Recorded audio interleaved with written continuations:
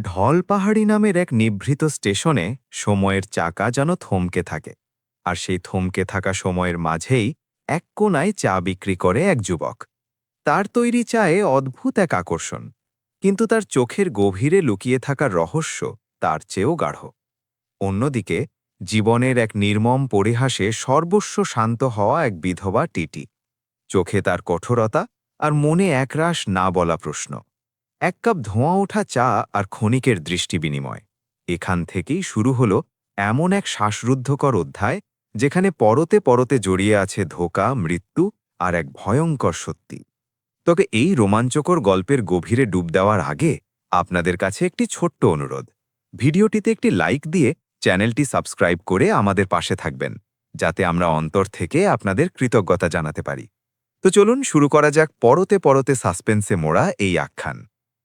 ঢলপাহাড়ি স্টেশনটি এমনই এক অখ্যাত ও ছোট্ট জায়গা, যেখানে সারা দিনে মাত্র কয়েকটি ট্রেন এসে দাঁড়াত এবং রাতের বেলা চারপাশ গভীর নিস্তব্ধতায় ডুবে যেত। স্টেশনের ভগ্নপ্রায় বেঞ্চ, ফ্যাকাশে হয়ে যাওয়া দেওয়াল আর প্ল্যাটফর্মের একদম শেষ মাথায় হেলে থাকা একটি টিনের চালার নিচে অবস্থান করছিল ছোট্ট একটি চায়ের দোকান। এই চায়ের দোকানটি চালাত সমর, যার বয়স আনুমানিক ২৭ বছর, ছিপছিপে গড়ন এবং পরনে নিতান্তই সাদামাটা পোশাক। তবে তার চোখের দৃষ্টিতে এক ধরনের অদ্ভুত ব্যাপার লুকিয়েছিল। মনে হতো সে কেবল বাইরের জগতই নয়, মানুষের মনের গভীর পর্যন্ত অনায়াসে পড়ে ফেলতে পারে। সে এমনিতে খুব একটা কথা বলতো না, একেবারেই চুপচাপ স্বভাবের ছিল। আর কেউ তার সাথে আলাপ করতে গেলেই বুঝতে পারত যে এই যুবকটি নিজের ভেতরে কোনো এক গোপন সত্য লুকিয়ে রেখেছে। রোজ ভোর ঠিক ৪টের সময় তার ঘুম ভাঙত। উনুন ধরিয়ে সে প্রথম কাপ চা তৈরি করত এবং সেই কাপটিকে পাশেই অবস্থিত একটি পুরনো মাটির দেওয়ালের ধারে সযত্নে রেখে আসত। ওই বিশেষ চায়ের কাপটি আসলে কার উদ্দেশ্যে বানানো হতো, সেই রহস্য কারও জানা ছিল না। ওই দিন দুপুরবেলা আচমকাই একটি এক্সপ্রেস ট্রেন এসে ধলপাহাড়ি স্টেশনে দাঁড়িয়ে পড়ল। এমন ঘটনা সেখানে সচরাচর ঘটত না, তাই যাত্রীদের ভিড় ও তাড়াহুড়োর মাঝখানেই ট্রেন থেকে প্ল্যাটফর্মে পা রাখল রোহিণী, যে পেশায় ছিল রেলওয়ের একজন টিকিট পরীক্ষক বা টিটি।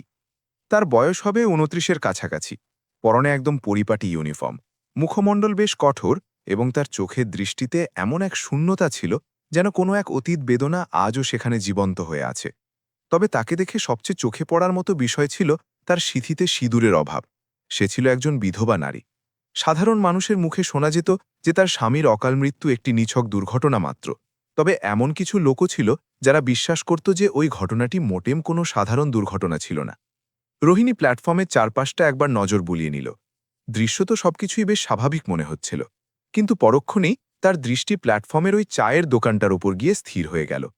চায়ের উনুন থেকে ধোঁয়া উঠছিল এবং সেই কুয়াশার মতো ধোঁয়ার ঠিক মাঝখানেই দাঁড়িয়েছিল সমর।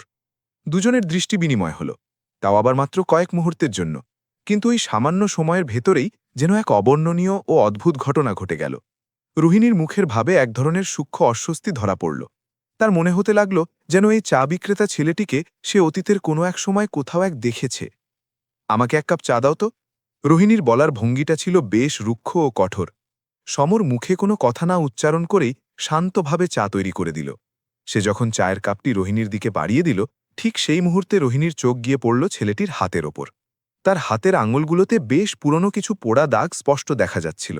আর ওই দৃশ্যটি দেখা মাত্রই রোহিণীর বুকের ভেতরের হৃৎপিণ্ডটা যেন ১ সেকেন্ডের জন্য স্থির হয়ে গেল। সে অত্যন্ত ধীর ও নিচু গলায় প্রশ্ন করল, তোমার হাতের এই পোড়া দাগগুলো কিভাবে সৃষ্টি হলো? সমর সরাসরি রোহিণীর চোখের দিকে দৃষ্টি রেখে খুব সংক্ষেপে শুধু এইটুকুই উত্তর দিল, এসব অনেক পুরনো কথা। রোহিণী আর কোনো কথা বলল না ঠিকই, তবে তার সন্ধানী দৃষ্টি এখন সমরের ওপরই পুরোপুরি আটকে ছিল। সে হাতে থাকা চা খাচ্ছিল বটে, কিন্তু তার সম্পূর্ণ ধ্যান জ্ঞান ওই যুবকটির দিকেই নিবদ্ধ ছিল।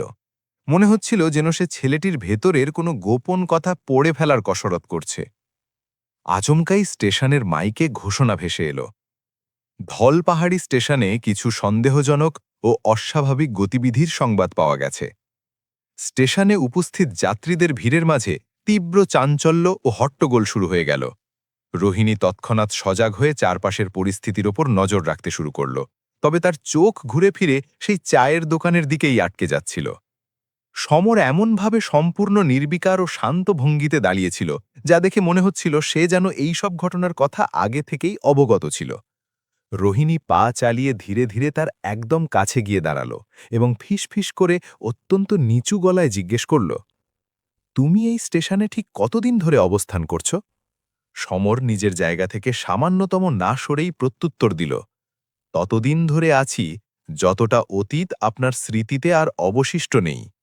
রোহিণীর মুখের স্বাভাবিক রং মুহূর্তের মধ্যে ফ্যাকাশে হয়ে গেল, আর তার হাতের মুঠোয় ধরা চায়ের কাপটি সামান্য কেঁপে উঠল।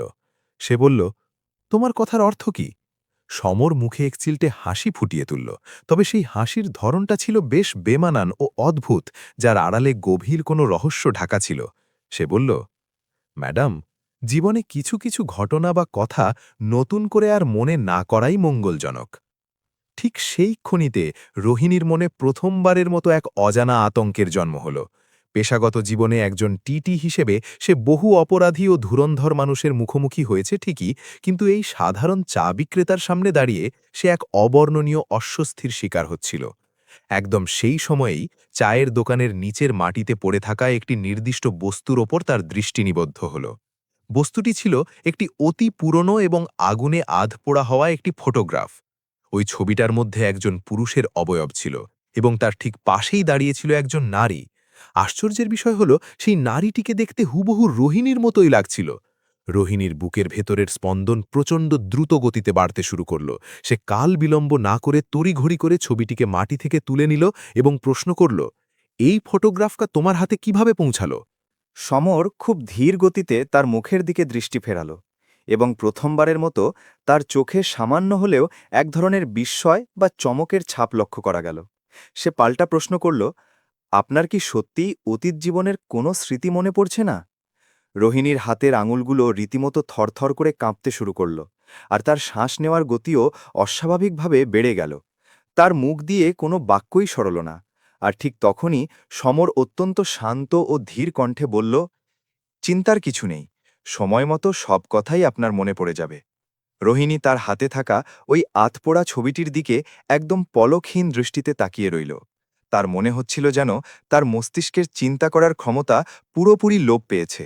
এর মূল কারণ ছিল ওই ছবির ভেতরে থাকা পুরুষটি অন্য কেউ নয়, সে ছিল তার নিজেরই স্বামী, যে কিনা আজ থেকে প্রায় ৩ বছর আগেই মৃত্যুবরণ করেছিল।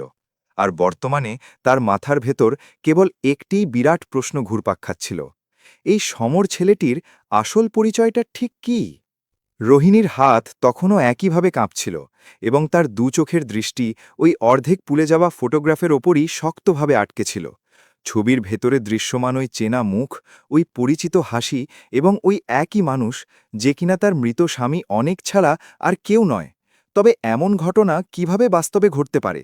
তার স্বামীর জীবনাবসান তো প্রায় ৩ বছর আগেই ঘটে গেছে, আর তার মৃত স্বামীর স্মৃতিবিজড়িত এই ব্যক্তিগত ছবিটি স্টেশনের এই সাধারণ চা বিক্রেতার কাছে আসারই বা সুযোগ কিভাবে তৈরি হল?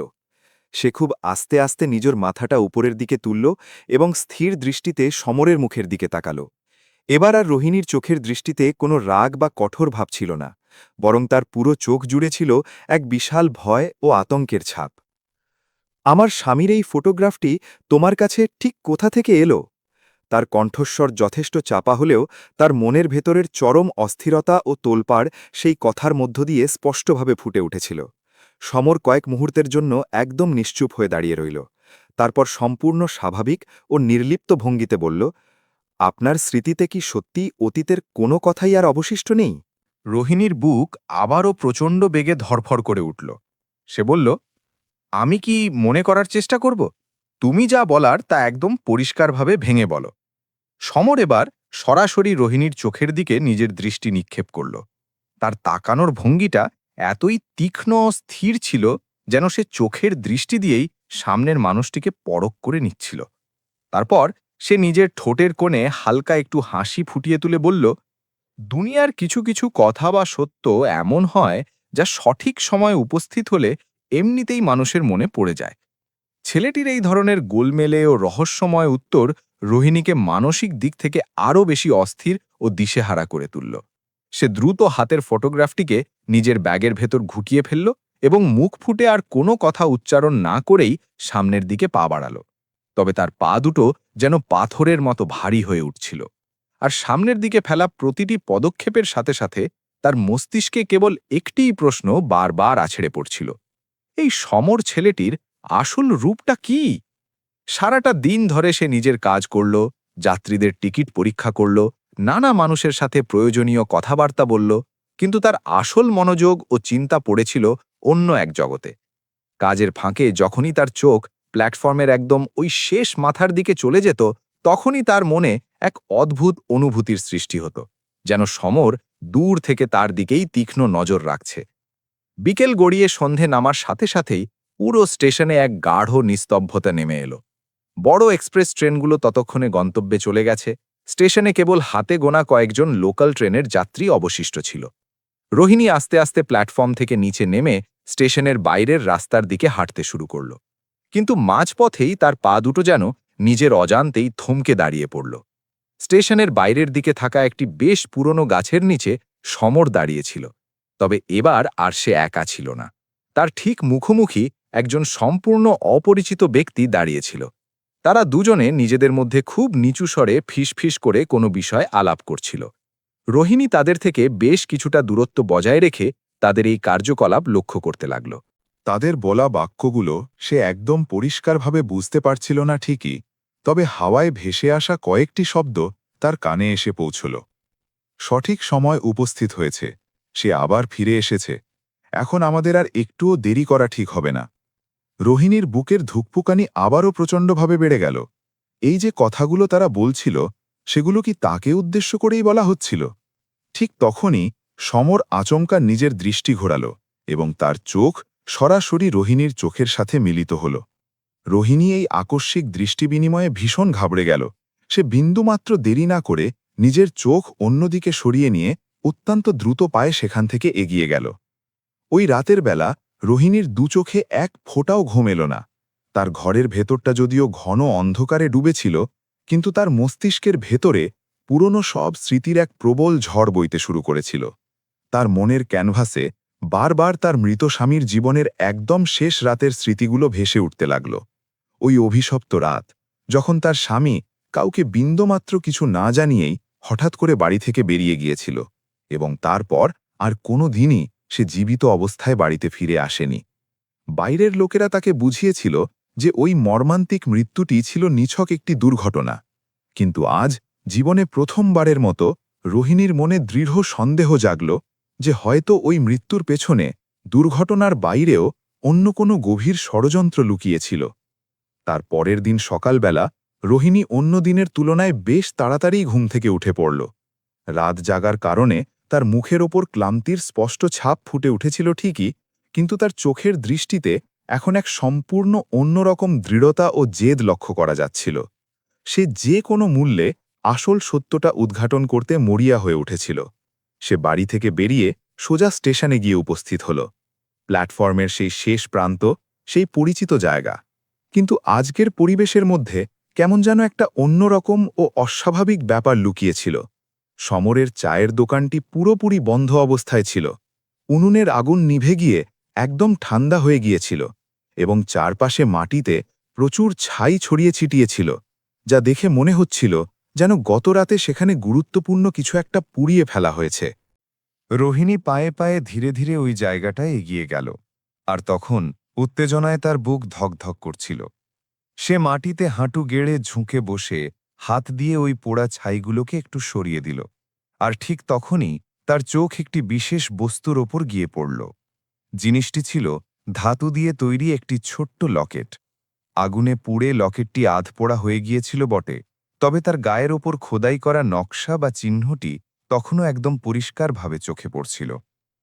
রোহিণীর হাতের আঙুলগুলো আবার থরথর করে কাঁপতে শুরু করল, কারণ এটি ছিল সেই বিশেষ লকেট যা সে নিজের বিয়ের দিনে ভালোবেসে তার স্বামীকে উপহার হিসাবে দিয়েছিল। তার শ্বাস-প্রশ্বাস অত্যন্ত দ্রুত ও ভারী হয়ে উঠল। তার স্বামীর এই লকেটটি স্টেশনের এই পোড়া ছাইয়ের স্তূপে কিভাবে এসে পৌঁছাতে পারে? ঠিক সেই মুহূর্তেই তার পেছনের দিক থেকে একটি বেশ চাপা কণ্ঠস্বর ভেসে এল। এর কারণ হল, পৃথিবীতে কিছু কিছু জিনিস বা ঘটনার কখনো পুরোপুরি সমাপ্তি ঘটে না। রোহিণী দ্রুতগতিতে পেছনে ঘুরে তাকাল। সে দেখল সমর ঠিক তার পেছনের দিকেই শান্ত হয়ে দাঁড়িয়ে আছে। সমরের দুই চোখের দৃষ্টি এখন অন্য যে কোনো সময়ের তুলনায় অনেক বেশি রহস্যময় ও গভীর বলে মনে হচ্ছিল। রোহিণী নিজের কাঁপা কাঁপা গলায় তাকে প্রশ্ন করল, তুমি কি সত্যিই আমার মৃত স্বামীকে আগে থেকে চিনতে? এরপর কয়েক সেকেন্ডের জন্য সেখানে এক অদ্ভুত নীরবতা বিরাজ করতে লাগল। তারপর সমর খুব আস্তে করে উত্তর দিল, না, আমি তাকে সেভাবে চিনতাম না। সে কথা বলতে বলতে একটুক্ষণের জন্য থামল এবং সরাসরি রোহিণীর দুই চোখের দিকে তাকিয়ে স্পষ্ট গলায় বলল, তবে আমি ওর সাথেই উপস্থিত ছিলাম। এ কথা শোনা মাত্রই রোহিণীর কাঁপতে থাকা হাত থেকে সেই ধাতব লকেটটি নিচে খসে পড়ল। সকালবেলার হালকা ও মিষ্টি রোদ পুরো প্ল্যাটফর্মের ওপর সুন্দরভাবে ছড়িয়ে পড়েছিল ঠিকই, কিন্তু রোহিণীর মনের ভেতরটা তখনও এক গভীর অন্ধকারে নিমজ্জিত ছিল। সারাটা রাত তার চোখের পাতায় একটুও ঘুম আসেনি। সমরের মুখ থেকে শোনা ওই কথাগুলো তার কানের কাছে বারবার প্রতিধ্বনিত হতে লাগল, আমি ওর সাথেই উপস্থিত ছিলাম। সে অনেক কষ্টে নিজের মনের এই প্রবল ঝড়কে নিয়ন্ত্রণে আনার চেষ্টা করল এবং রোজকার মতো নিজের ডিউটিতে যোগ দিল। সে তার পেশাগত ইউনিফর্ম গায়ে চাপাল, যাত্রীদের টিকিটও পরীক্ষা করল, কিন্তু আজকের দিনে তার চারপাশের প্রতিটি মানুষের মুখই তার চোখের সামনে কেমন জানে ঝাপসা বলে মনে হচ্ছিল। তার দৃষ্টি বারবার ঘুরে ফিরে স্টেশনের ওই নির্দিষ্ট জায়গাতেই চলে যাচ্ছিল, যেখানে সমরের সেই ছোট্ট চায়ের দোকানটি অবস্থিত ছিল।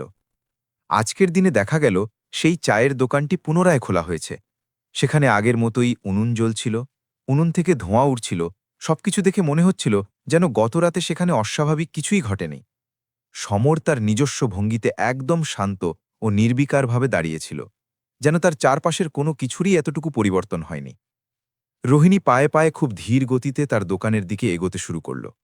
তার পাগুলো যদিও ভারী মনে হচ্ছিল, কিন্তু এবার তার চোখের দৃষ্টিতে আতঙ্কের চেয়ে রাগের পরিমাণটাই অনেক বেশি তীব্র ছিল। তুমি আগাগোড়া মিথ্যে কথা বলছ, সে সরাসরি সমরের মুখের ওপর কথাটা ছুড়ে দিল। সমর তার দিকে একবার তাকালো ঠিকই, কিন্তু এর উত্তরে নিজের মুখে কোনো শব্দ উচ্চারণ করল না। আমার স্বামীর ওই অকাল মৃত্যু ছিল নিছকই একটি দুর্ভাগ্যজনক দুর্ঘটনা, আর এখন তুমি দাবি করছ যে সেই রাতে তুমি ওর সাথেই ছিলে। তোমার এই অদ্ভুত দাবির প্রকৃত অর্থটা কি? সমর হাতে থাকা চায়ের কাপে গরম চা ঢালতে ঢালতেই অত্যন্ত ধীর কণ্ঠে উত্তর দিল, আপনাকে দুনিয়ার মানুষ যে সত্যিটা আজ পর্যন্ত শুনিয়ে এসেছে, সেটাই কিন্তু এই ঘটনার একমাত্র সত্যি নয়। রোহিণীর মনের ভেতরে জমে থাকা বাঁধভাঙা ধৈর্য এবার পুরোপুরি জবাব দিতে শুরু করল। সে বলল, তাহলে তুমিই বলো, আসল সত্যি ঘটনাটা ঠিক কি? সমর তার দিকে চায়ের কাপটি বাড়িয়ে ধরে শান্ত গলায় বলল, আপনি চাটা খেয়ে নিন, না হলে ঠান্ডা হয়ে যাবে। রোহিণী রাগে নজগজ করতে করতে চায়ের কাপটি নিজের হাতে তুলে নিল, কিন্তু তার তীক্ষ্ণ নজর এখনও সমরের মুখের উপরই একইভাবে আটকে ছিল। তার মনের ভেতর বারবার এই ধারণাই জন্ম নিচ্ছিল যে এই যুবকটি সবকিছু জেনে বুঝে ইচ্ছে করেই তার কাছ থেকে আসল সত্যটাকে আড়াল করার চেষ্টা করছে। ঠিক সেই মুহূর্তে স্টেশনে কয়েকজন পদস্থ অফিসার এসে উপস্থিত হলেন, আর তাদের সাথে দুজন সাধারণ রেলকর্মীও ছিলেন। ওই অফিসারদের হাতে কিছু দরকারি কাগজপত্র দেখা যাচ্ছিল। রোহিণী তাদের স্টেশনে আসতে দেখেই পুরো ব্যাপারটা পরিষ্কারভাবে বুঝে ফেলল। স্টেশনের জমিতে গড়ে ওঠা অবৈধ দোকানপাটের বিরুদ্ধেই এই আইনি ব্যবস্থা নেওয়া হচ্ছে।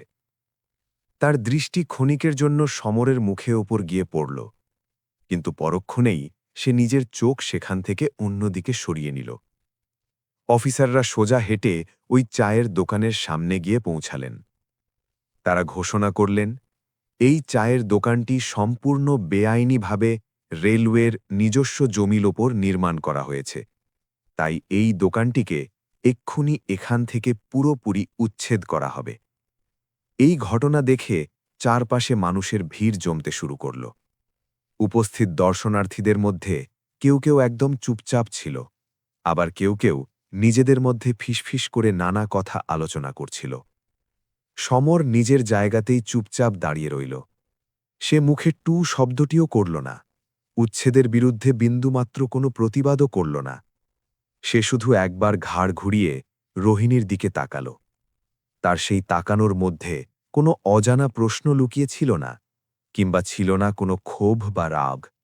সেখানে কেবল এক অদ্ভুত ধরনের নীরব প্রশান্তি বিরাজ করছিল। রোহিণীর মনটা এক সেকেন্ডের জন্য সমরের জন্য সামান্য কেঁপে উঠলেও সে দ্রুত নিজেকে শক্ত ও কঠোর করে ফেলল। সে খুব নিচু গলায় নিজের মনেই বলল, সরকারি নিয়মকানুন সব মানুষের জন্য সর্বদা সমানই হওয়া উচিত। ঠিক তার পরের মুহূর্তেই সাথে থাকা মজুররা ওই দোকানটিকে ভাঙার কাজে হাত লাগাল।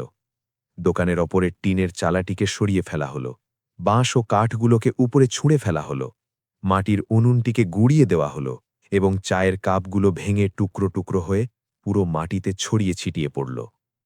চারপাশে জমে থাকা ভিড় একদম নিশ্চুপ হয়ে এই ধ্বংসলীলা দেখতে লাগল। সমর তখনও নিজের জায়গাতেই নির্বিকারভাবে দাঁড়িয়েছিল।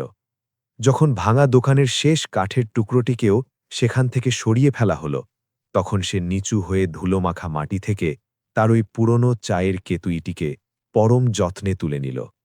মাটিতে পড়ার আঘাতে কেতলিটা সামান্য একটু বেঁকে বা তুবড়ে গিয়েছিল ঠিকই, কিন্তু সে সেটাকে এমন সাবধানে মাটি থেকে তুলল যেন সেটি অত্যন্ত মূল্যবান কোনো রত্ন বা সম্পদ। এরপর সে আরও একবার রোহিণীর দিকে নিজের দৃষ্টি ফেরাল এবং তার ঠোঁটে এক চিলতে মুচকি হাসি ফুটে উঠল। ওই দৃশ্য দেখে রোহিণীর বুকের ভেতরটা প্রচণ্ড জোরে ধক করে উঠল। তার মুখের ওই হাসিটা কোনোভাবেই এমন কোনো সাধারণ মানুষের হাসির মতো ছিল না। চোখের সামনে যার জীবনধারণের একমাত্র অবলম্বনটুকু এই মাত্র শেষ হয়ে গেল। তার সেই হাসির পেছনে অন্যরকম কোনো গভীর অর্থ লুকিয়েছিল, যেন সে আগে থেকেই খুব ভালোভাবে জানত যে আজকে এই ধরনের একটা ঘটনা তার সাথে ঘটতে চলেছে। সমর মুখ ফুটে কাউকে কিছু না বলেই নিঃশব্দে সেই জায়গা থেকে প্রস্থান করল। চারপাশে জমে থাকা মানুষের ভিড়টাও ধীরে ধীরে সেখান থেকে ফাঁকা হয়ে গেল। পুরো স্টেশন চত্বরটা আবার আগের মতো ফাঁকা হয়ে গেল, কিন্তু রোহিণী তখনও ওই ধ্বংসস্তূপের সামনেই স্থির হয়ে দাঁড়িয়ে রইল। তার মস্তিষ্ক যেন ঠিকমতো কাজ করতে পারছিল না। ছেলেটা ওরকমভাবে হাসছিল কেন? এই একটা প্রশ্নই তার মনের ভেতর বারবার প্রতিধ্বনিত হয়ে ঘুরপাক খাচ্ছিল। ওই রাতের বেলাতেও রোহিণী দু চোখের পাতা এক করতে পারল না। তার বন্ধ চোখের সামনে বারবার ওই একই দৃশ্য ঘিরে ফিরে আসছিল। সেই ভেঙে গুড়িয়ে দেওয়া দোকান, মাটিতে পড়ে থাকা ভাঙা কাঠের টুকরো, আর এই ধ্বংসস্তূপের মাঝখানে দাঁড়িয়ে থাকা একটা অদ্ভুত যুবক, যে কিনা জীবনের কাছে হেরে যাওয়ার পরেও প্রশান্তির হাসি হাসছিল। পরদিন সকাল হতেই সে আবার স্টেশনে গিয়ে হাজির হল। প্ল্যাটফর্মের সেই শেষ মাথার জায়গাটা একদম ফাঁকা পড়েছিল। সেখানে চায়ের দোকানের আর কোনো চিহ্নই অবশিষ্ট ছিল না। ওই জায়গার মাটিতে কেবল সামান্য কিছু পোড়া ছাই আর ছেঁড়া কাপড়ের টুকরো পড়ে থাকতে দেখা গেল। রোহিণী পায়ে পায়ে ধীরে ধীরে সেই শূন্য জায়গাটার দিকে এগিয়ে গেল। সে একটু নিচু হয়ে মাটি থেকে একটি ভাঙা চায়ের কাপ হাতে তুলে নিল।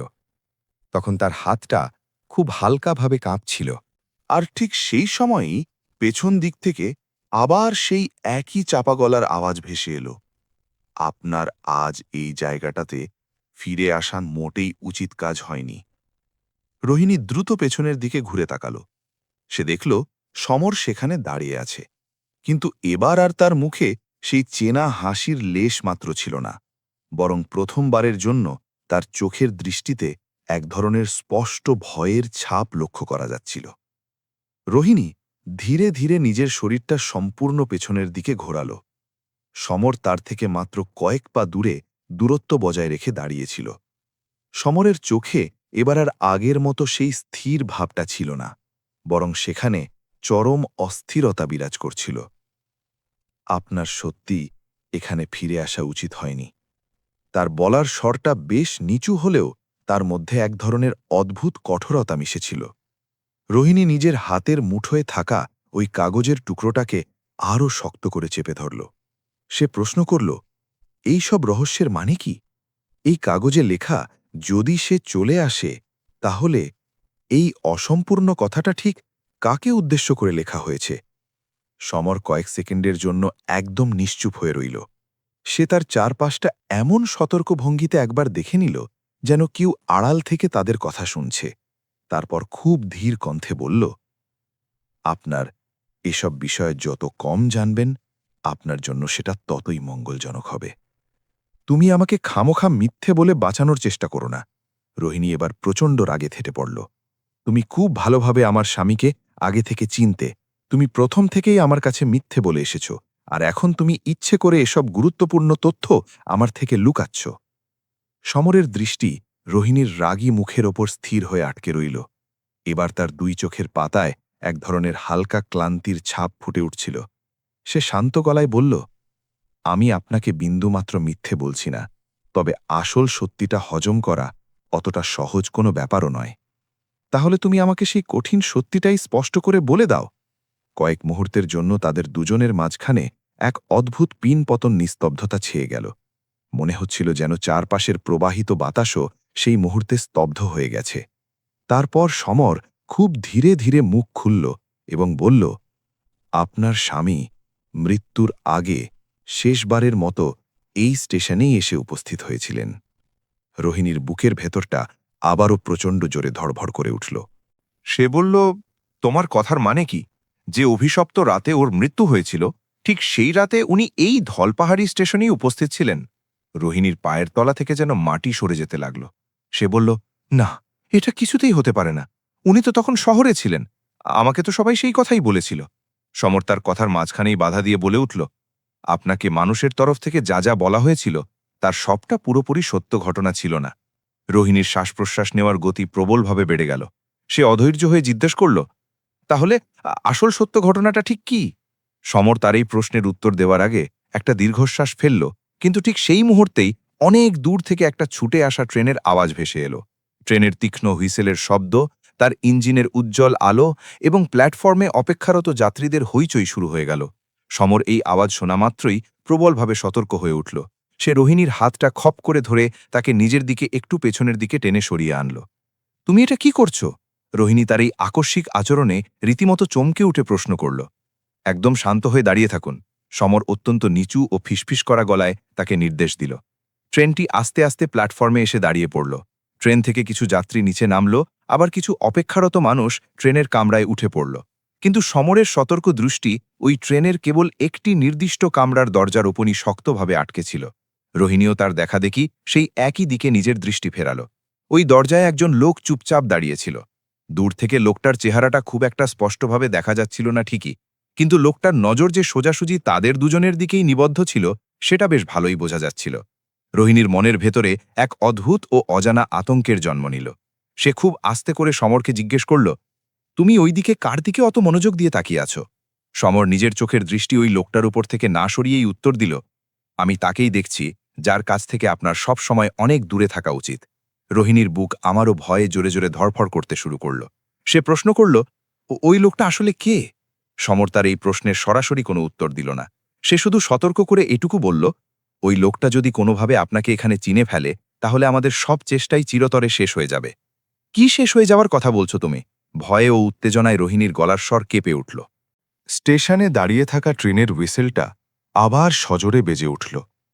আর ঠিক তখনই কামরার দরজায় দাঁড়িয়ে থাকা ওই রহস্যময় লোকটি ধীরে ধীরে প্ল্যাটফর্মে নামতে শুরু করল। প্ল্যাটফর্মে নামার পর এবার লোকটার মুখের চেহারাটা কিছুটা হলেও পরিষ্কারভাবে নজরে আসতে লাগল। তাকে দেখা মাত্রই রোহিণীর চোখ দুটো বিস্ময়ে বড় বড় হয়ে গেল, আর তার বুকের স্পন্দন যেন এক লহমায় পুরোপুরি থেমে গেল। ওই লোকটার মুখটা তার কাছে বেশ চেনা পরিচিত বলেই মনে হচ্ছিল। খুব কাছ থেকে অতীত জীবনের কোনো এক সময় সে ওই মুখটাকে দেখেছিল, কিন্তু এখন শত চেষ্টা করেও তার স্মৃতিটা পরিষ্কারভাবে মনে পড়ছিল না। সমর খুব ধীর গলায় তাকে জিজ্ঞেস করল, এখন আপনার পুরনো কথা মনে পড়ছে, তাই তো? রোহিণী এর উত্তরে একটি বাক্যও খরচ করল না। তার বিস্মিত দৃষ্টি কেবল ওই এগিয়ে আসা লোকটির অপরই আঠার মতো সেটে গিয়েছিল, আর তার বুক প্রচণ্ড জোরে ধড়ফড় করছিল। এই লোকটা আসলে কে? সে অত্যন্ত নিচু ও কাঁপা গলায় সমরকে জিজ্ঞেস করল। সমর এই পরিস্থিতিতে প্রথমবারের মতো সত্যি সত্যি ঘাবড়ে গিয়ে একবার চারপাশের পরিবেশটা মেপে নিল এবং বলল, আমাদের কোনো কথা না বাড়িয়ে এখনই এই জায়গাটা ছেড়ে বেরিয়ে যেতে হবে। তুমি আমাকে আগে পরিষ্কার করে বলো যে এই লোকটা কে? রোহিণীর গলার আওয়াজ এবার রাগে ও উত্তেজনায় বেশ কিছুটা চড়ে গেল। লোকটি ততক্ষণে হেঁটে তাদের আরও বেশ কিছুটা কাছাকাছি চলে এসেছিল। তার হাঁটার ভঙ্গির মধ্যে এক অদ্ভুত রকমের আত্মবিশ্বাস ঝরে পড়ছিল, যেন সে খুব ভালোভাবেই জানত যে তার সামনে দাঁড়িয়ে থাকা এই মানুষ দুটো কিছুতেই তার হাত থেকে পালিয়ে যেতে সক্ষম হবে না। সমর পরিস্থিতি বেগতিক বুঝে মুখে কিছু না বলেই রোহিণীর হাতটা শক্ত করে চেপে ধরল এবং তাকে দ্রুত গতিতে টেনে প্ল্যাটফর্মের অন্য প্রান্তের দিকে নিয়ে যেতে শুরু করল। তুমি আমার হাত ছাড়ো, রোহিণী সজোরে এক ঝটকা মেরে নিজের জায়গায় দাঁড়িয়ে পড়ল। সে বলল, আমি এভাবে চোরের মতো পালাবো কেন? আমি তো জীবনে কোনো অন্যায় বা ভুল কাজ করিনি। রোহিণী দাঁড়িয়ে পড়ায় সমরকেও বাধ্য হয়ে সেখানে থেমে যেতে হলো। সে প্রথমবারের মতো বেশ কঠোর ও গম্ভীর সুরে বলল, আপনি কোনো ভুল করেননি ঠিকই, কিন্তু পরিস্থিতি এমন যে আপনাকে সহজেই সবার সামনে অপরাধী বা ভুল প্রমাণ করে দেওয়া যেতে পারে। রোহিণী তার এই কথা শুনে একদম হতবাক ও বাকরুদ্ধ হয়ে গেল। সে বলল, তোমার এমন কথার মানে কি? ঠিক সেই মুহূর্তেই তাদের ঠিক পেছন থেকে সেই লোকটার কণ্ঠস্বর ভেসে এলো। তুমি এভাবে আমাকে দেখে পালাচ্ছ কেন রোহিণী? ওই ডাক শোনা মাত্রই তাদের দুজনের পা যেন সেখানেই বরফের মতো জমে গেল। রোহিণী খুব আস্তে আস্তে পেছনের দিকে ফিরে তাকাল। লোকটি ততক্ষণে হেঁটে এসে একদম তাদের সামনাসামনি দাঁড়িয়ে পড়েছিল। তার মুখের চেহারাটা এবার পুরোপুরি স্পষ্টভাবেই দেখা যাচ্ছিল, আর রোহিণীর নজর ওই লোকটার মুখের ওপর গিয়ে পড়তেই বিস্ময়ে ও আতঙ্কে তার চোখ দুটো বড় বড় হয়ে গেল। না, এটা কিছুতেই হতে পারে না।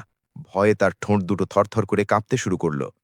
লোকটি তার মুখের দিকে তাকিয়ে একটু মুচকি হাসল এবং বলল, তুমি এত তাড়াতাড়ি পুরনো কথা ভুলে গেলে? রোহিণীর পুরো শরীরটা যেন নিমেষের মধ্যে অবশ ও অসাড় হয়ে গেল।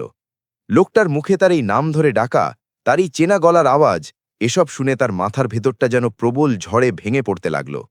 তার মনের গভীরে অতীত জীবনের যে স্মৃতিগুলো এতকাল ঝাপসা হয়েছিল তা এবার এই মুহূর্তে ধীরে ধীরে একদম আয়নার মতো পরিষ্কার হতে শুরু করল।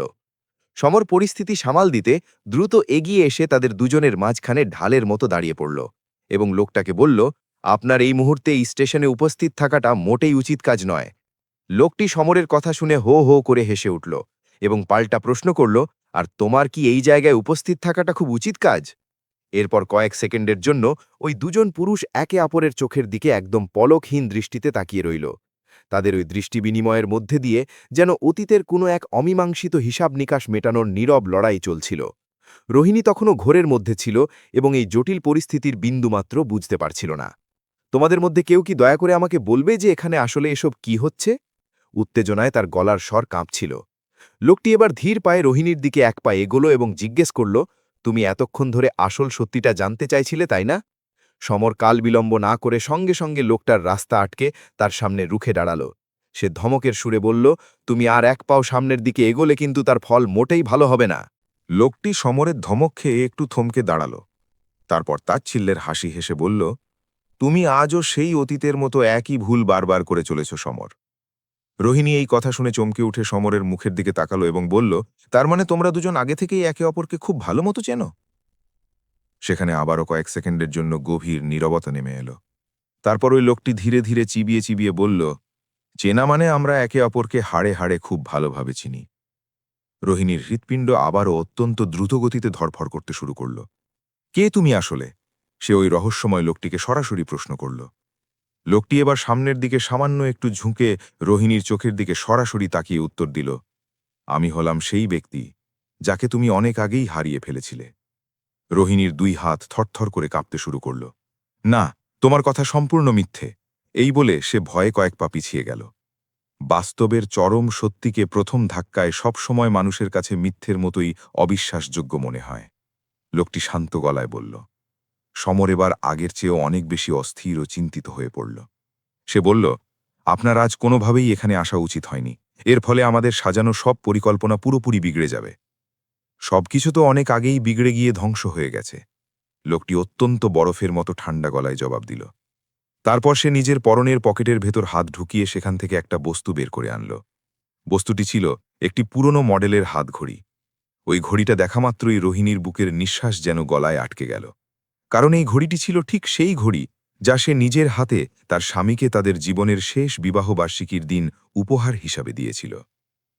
আমার স্বামীর এই ঘড়িটা তোমার হাতের মুঠোয় কিভাবে এলো? আবেগে ও কষ্টে তার গলার স্বর ভেঙে পড়ল। লোকটি মুচকি হেসে উত্তর দিল, এর কারণ হল দুনিয়ার কিছু কিছু জিনিস কখনো চিরতরে হারিয়ে যায় না। সেগুলো কেবল সবার চোখের আড়ালে লুকিয়ে থাকে মাত্র। রোহিণী এই প্রবল মানসিক চাপ আর কোনোভাবেই সামাল দিয়ে উঠতে পারছিল না। তার মনে হচ্ছিল যেন তার চোখের সামনের গোটা পৃথিবীটা বনবন করে ঘুরছে। সে আর্তনাদ করে উঠল, এসব কি ঘটছে আমার সাথে? তুমি আসলে কে? লোকটি তার কথার উত্তরে কিছু একটা বলতে যাচ্ছিল, কিন্তু ঠিক সেই মুহূর্তে স্টেশনের চারপাশ থেকে একটা তীব্র শোরগোল ও চিৎকার ভেসে এলো। তার সাথে শোনা গেল একটা বিকট ও ভয়ঙ্কর শব্দ। স্টেশনে উপস্থিত সাধারণ মানুষেরা প্রাণপণ চিৎকার করতে শুরু করল, ওকে বাঁচাও, সামনে থেকে ট্রেন চলে আসছে। রোহিণী এবং সমর দুজনেই এই আর্তনাদ শুনে দ্রুত পেছনের দিকে ঘুরে তাকাল। তারা দেখল যে একটি ছোট বাচ্চা অসাবধানতাবশত রেল লাইনের উপর পড়ে গেছে, আর ঠিক তার সামনের দিক থেকে একটা দ্রুতগামী ট্রেন ধেয়ে আসছে। এই ভয়ঙ্কর দুর্ঘটনাটি মাত্র কয়েক সেকেন্ডের মধ্যেই তাদের চোখের সামনে ঘটে যেতে চলেছিল। প্ল্যাটফর্মে দাঁড়িয়ে থাকা ভিড় কেবল দর্শক হয়ে এই দৃশ্য দেখছিল, কিন্তু বাচ্চাটাকে বাঁচানোর জন্য কেউ এক পাও সামনের দিকে এগোচ্ছিল না। কিন্তু ঠিক সেই চরম সংকটময় মুহূর্তে সামার নিজের জীবনের পরোয়া না করে হঠাৎ করেই লাইনের দিকে ছুটে গেল। না, তুমি ওখানে যেও না! রোহিণী ভয়ে সজোরে চিৎকার করে উঠল। সামার বাতাসের বেগে রেল লাইনের দিকে দৌড়ে গেল। ছুটে আসা ট্রেনের যান্ত্রিক আওয়াজ প্রতি মুহূর্তে আরও জোরালো ও ভয়ঙ্কর হয়ে উঠছিল। আর মাত্র কয়েকটা সেকেন্ডের অপেক্ষা। ঠিক সেই শেষ মুহূর্তেই সে লাইনে পড়ে থাকা বাচ্চাটিকে সজোরে ধাক্কা মেরে প্ল্যাটফর্মের দিকে সরিয়ে দিল, কিন্তু নিজে ছিটকে গিয়ে রেল লাইনের ঠিক মাঝখানটাতে আটকে রয়ে গেল। রোহিণীর মুখ থেকে একটা গগনভেদী চিৎকার বেরিয়ে এলো, সামার! দ্রুতগামী ট্রেনটি একদম সামারের গায়ের কাছে এসে পড়েছিল, আর ঠিক সেই ভয়াবহ দৃশ্য দেখে ওই রহস্যময় লোকটার মুখে আবারও সেই শয়তানি হাসি ফুটে উঠল। ট্রেনের বিকট আওয়াজে পুরো স্টেশন চত্বরটা যেন ফেটে চৌচির হয়ে যাচ্ছিল। তার মাঝেই রোহিণীর করুণ চিৎকার বাতাসে প্রতিধ্বনিত হতে লাগল, সামার! প্ল্যাটফর্মে উপস্থিত সকল মানুষের শ্বাস যেন আতঙ্কে আটকে গেল। ঠিক তার পরের মুহূর্তেই চারপাশটা ধোঁয়া, কান ফাটানো আওয়াজ আর ট্রেনের গতির কারণে সৃষ্ট তীব্র বাতাসের ঝাপটায় ভরে গেল। আর তারপর হঠাৎ করেই পুরো পরিবেশটা একদম শান্ত ও নিস্তব্ধ হয়ে পড়ল। প্রথম কয়েক সেকেন্ডের জন্য সেখানে উপস্থিত কেউই ঠিকমতো বুঝতে পারল না যে আসলে কি ঘটে গেল। তারপর সেই জমে থাকা মানুষের ভিড় রেল লাইনের দিকে পাগলের মতো ছুটে গেল। রোহিণীও তাদের সাথে সাথে রেল লাইনের দিকে দৌড় লাগাল। উত্তেজনায় তার পা দুটো টলোঅলো করছিল, আর তার বুকটা যেন ফেটে শরীরের বাইরে বেরিয়ে আসতে চাইছিল। সে হাঁপাতে হাঁপাতে রেল লাইনের একদম কাছে গিয়ে পৌঁছাল এবং সেখানেই থমকে দাঁড়িয়ে পড়ল। সে দেখল সমর লাইনের একদম ধারের দিকে ছিটকে পড়ে আছে। সে তখনও পর্যন্ত জীবিত অবস্থাতেই ছিল। ট্রেনটি গায়ের ওপর উঠে আসার একদম শেষ মুহূর্তে সে কোনো মতে নিজেকে লাইনের ওপর থেকে সরিয়ে নিতে সক্ষম হয়েছিল। তার হাতটা কেটে গিয়ে ফিনকি দিয়ে রক্ত বেরোচ্ছিল ঠিকই, কিন্তু তার দুচোখ তখনও খোলাই ছিল। রোহিণী দ্রুত তার কাছে গিয়ে মাটিতে হাঁটু গেড়ে বসে পড়ল। সে কেঁদে উঠে বলল, তুমি কি সত্যিই পাগল হয়ে গেছ? তখন তার দুই চোখ বেয়ে অঝরে জল গড়িয়ে পড়ছিল। সমর আঘাত নিয়েও একটু মুচকি হাসার চেষ্টা করল এবং বলল, অতীতের কিছু কিছু মর্মান্তিক ঘটনা আমি আমার চোখের সামনে পুনরায় ঘটতে দিতে পারি না। রোহিণী তার এই কথার মাথামুন্ডু কিছুই বুঝতে পারল না। সে জিজ্ঞেস করল, তোমার এই কথার মানে কি? তখনই তাদের পেছন থেকে সেই একই চেনা আওয়াজ ভেসে এলো। ওর কথার মানে হল অতীতে করা সেই একই ভুল ও এবার আর দ্বিতীয়বার করেনি। রোহিণী আবার পেছন ফিরে তাকাল। সে দেখল ওই লোকটি তখনও আগের জায়গাতেই একইভাবে দাঁড়িয়ে আছে, একদম শান্ত ও নির্বিকার, যেন একটু আগে সেখানে কোনো ভয়ঙ্কর ঘটনাই ঘটেনি। রোহিণী এবার রাগ এবং ভয়ে কাঁপতে কাঁপতে বাঘিনীর মতো গর্জে উঠে বলল, এবার তোমরা তোমাদের এই লুকোচুরি খেলা থামাও। তোমাদের মধ্যে কেউ কি আজ আমাকে আসল সত্যিটা খুলে বলবে কিনা? তার এই চিৎকারের পর কয়েক সেকেন্ডের জন্য সেখানে এক অদ্ভুত নিস্তব্ধতা নেমে এলো। তারপর সমর নিজের শরীরের ব্যথা উপেক্ষা করেই ধীরে ধীরে মাটি থেকে উঠে বসল। সে প্রথমে ওই লোকটির দিকে একবার স্থির দৃষ্টিতে তাকাল, আর তারপর রোহিণীর দিকে নিজের চোখ ফেরাল, এবং সেই মুহূর্তে প্রথমবারের মতো তার গলার আওয়াজটা একদম সম্পূর্ণভাবে অন্যরকম ও গম্ভীর হয়ে গেল। সে বলল, যে অভিশপ্ত রাতের বেলা আপনার স্বামীর মৃত্যু ঘটেছিল, সেই মৃত্যুটা মোটেও কোনো সাধারণ দুর্ঘটনা ছিল না। এই চরম সত্যিটা নিজের কানে শোনা মাত্রই রোহিণীর হৃৎপিণ্ড যেন এক লম্হার জন্য থমকে গেল। হ্যাঁ, সেই রাতের বেলা আমরা তিনজন মানুষ একসাথেই সেখানে উপস্থিত ছিলাম। লোকটি খুব হালকা একটা হাসি হেসে কথাটি স্বীকার করে নিল। অবশেষে তুমি সত্যিটা নিজের মুখেই স্বীকার করে নিলে? রোহিণী ভয়ে কাঁপতে কাঁপতে জিজ্ঞেস করল। এই তিনজন বলতে তুমি কাদের বোঝাচ্ছ? তোমরা দুজন আর আমার স্বামী অনেক? সমর সম্মতি জানিয়ে নিজের মাথা নাড়ল। সে বলল, আপনার স্বামী মৃত্যুর আগে একটা অত্যন্ত গোপন তদন্তের কাজে নিযুক্ত ছিলেন। সেই সময় রেলওয়ের ভেতরে খুব বড়সড় কোনো একটা দুর্নীতি চলছিল। বেআইনিভাবে মালপত্র পাচার, কালো টাকা আর এমন কিছু প্রভাবশালী মানুষ এর সাথে জড়িত ছিল যারা কখনো সাধারণ মানুষের চোখের সামনে আসে না।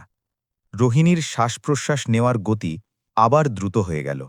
সে ওই লোকটার দিকে আঙুল দিয়ে ইশারা করে জিজ্ঞেস করল, আর এই লোকটার পরিচয় কি? সমর অত্যন্ত নিচু স্বরে উত্তর দিল, এই লোকটা ওই অপরাধী গ্যাংয়েরই একজন গুরুত্বপূর্ণ সদস্য ছিল। লোকটি এই কথা শুনে হো হো করে হেসে উঠে বলল, সদস্য ছিলাম মানে কি? আমি তো এখনও ওই গ্যাংয়ের সাথেই যুক্ত আছি। এই ভয়ঙ্কর সত্যিটা শুনে রোহিণী আতঙ্কে আরও কয়েক পা পিছনের দিকে পিছিয়ে গেল। সেই রাতের বেলা সমর তার কথাগুলো বলতে শুরু করল, আমরা ওকে হাতে নাতে ধরে ফেলেছিলাম, কিন্তু এই পর্যন্ত বলেই তার গলার স্বর যেন আবেগে আটকে গেল। রোহিণী নিজের কাঁপা কাঁপা গলায় তাকে তাগাদা দিয়ে জিজ্ঞেস করল, কিন্তু কি হয়েছিল তারপর? আবার কয়েক সেকেন্ডের জন্য এক গভীর নীরবতা। তারপর সমর সোজা রোহিণীর চোখের দিকে তাকিয়ে স্পষ্ট গলায় বলল, আপনার স্বামী ওকে জীবিত অবস্থায় সেখান থেকে পালিয়ে যাওয়ার জন্য ছেড়ে দিয়েছিল। রোহিণী যেন শোকে একদম পাথরের মূর্তিতে পরিণত হল। সে চিৎকার করে বলল, কি বলছো এসব? লোকটি এবার ধীরে ধীরে মুখ খুলল এবং বলল, এর কারণ হল সেই মুহূর্তে ওনার মনে হয়েছিল যে উনি গ্যাংয়ের শিকড়ে পৌঁছনোর জন্য একদম সঠিক সিদ্ধান্তই নিচ্ছেন। সমরের চোখের দৃষ্টিতে তখন এক বুক জমানো কষ্ট একদম পরিষ্কারভাবে ফুটে উঠছিল। সে বলল, উনি সরল মনে ভেবেছিলেন যে ওকে টোপ হিসেবে ব্যবহার করে উনি আরও বড় কোনো অপরাধী বা সত্যের কাছাকাছি পৌঁছে যেতে পারবেন। কিন্তু সে একটা গভীর দীর্ঘশ্বাস ফেলে বলল, ওনার এই চিন্তাধারাটাই সম্পূর্ণ ভুল ছিল। রোহিণীর দু চোখ বেয়ে অঝরে জলের ধারা নামতে শুরু করল। সে কাঁদতে কাঁদতে জিজ্ঞেস করল, এরপর ঠিক কি ঘটনা ঘটেছিল? লোকটি এবার একটু সামনের দিকে এগিয়ে এলো। সে বলল, তারপর ঠিক এটাই ঘটল যে যে মানুষ শত্রুকে ছেড়ে দিয়ে দয়া দেখায় সে মাঝে মধ্যে নিজের জীবনের সবচেয়ে বড় ক্ষতিটাই ডেকে আনে। রোহিণীর মনটা এক অব্যক্ত যন্ত্রণায় ডুকরে কেঁদে উঠল। লোকটা অত্যন্ত নির্লিপ্তভাবে বলল, সেই রাতের বেলা আমি সুযোগ বুঝে ওনাকে নিজের হাতে খুন করে দিয়েছিলাম। এই কথাটা শোনার সাথে সাথে পুরো স্টেশন চত্বরটা যেন এক নিমেষে শ্মশানের মতো থমকে গেল। এই ভয়ঙ্কর বাক্যটি রোহিণীর দুই কানের কাছে শুধু একটি বাক্যই বারবার প্রতিধ্বনিত হতে লাগল, আমি সুযোগ বুঝে ওনাকে নিজের হাতে খুন করে দিয়েছিলাম। তার পায়ের পেশিগুলো যেন পুরোপুরি অবশ হয়ে এলো। সে আর দাঁড়িয়ে থাকতে না পেরে ওই জায়গাতেই মাটিতে ধপ করে বসে পড়ল। না, এটা কোনোভাবেই সত্যি হতে পারে না, এটা ডাহা মিথ্যে। সে নিজের মনেই ঘোরের মধ্যে বিড়বিড় করে কথাগুলো বলতে লাগল। সমর কষ্টে নিজের দুই চোখ শক্ত করে বন্ধ করে ফেলল। সে বলল, আমার চোখের সামনে ঘটনাটা ঘটলেও আমি ওনাকে মৃত্যুর হাত থেকে বাঁচাতে পারিনি। রোহিণী আর নিজের আবেগ ধরে রাখতে না পেরে হাউ হাউ করে কেঁদে ফেলল। তার জীবনের সব কিছু যেন এক লহমায় ভেঙে টুকরো টুকরো হয়ে গিয়েছিল। তার সাজানো পৃথিবী, মানুষের ওপর তার অগাধ বিশ্বাস, তার জানা সমস্ত সত্যি, সব কিছুই আজ ধূলিস্যাৎ হয়ে গেল। এক মুহূর্ত এভাবেই মাটিতে বসে কান্নার পর সে খুব ধীরে ধীরে নিজের মাথাটা ওপরের দিকে তুলল। অবাক করা বিষয় হল, তার চোখের পাতায় এখন আর এক ফোঁটাও জল অবশিষ্ট ছিল না। তার বদলে সেখানে জায়গা করে নিয়েছিল এক হিম শীতল ও ভয়ঙ্কর নিস্তব্ধতা। তাহলে এত সব কিছুর পর তুমি আজ এই স্টেশনে কেন পড়ে আছো? সে সমরকে সোজাসুজি এই প্রশ্নটা জিজ্ঞেস করল। সমর তার চোখের দিকে তাকিয়ে সোজাসুজি উত্তর দিল, কারণ আমি আপনার স্বামীকে কথা দিয়েছিলাম যে এই খুনি লোকটাকে আমি কখনো আপনার ধারে কাছে ঘেঁষতে দেব না। রোহিণী এবার ঘাড় ঘুরিয়ে ওই লোকটার দিকে তাকাল। এখন তার কাছে পুরো ষড়যন্ত্রের ব্যাপারটা জলের মতো পরিষ্কার হয়ে গিয়েছিল। লোকটি তখনও তার দিকে তাকিয়ে শয়তানির হাসি হাসছিল। লোকটি ব্যঙ্গ করে বলল, কিন্তু দেখো, এখন তো আমি ঠিকই তোমার কাছে চলে এসেছি। এই কথা বলার সাথে সাথেই সে হঠাৎ করে নিজের পকেট থেকে ভয়ঙ্কর কিছু একটা বের করে আনল।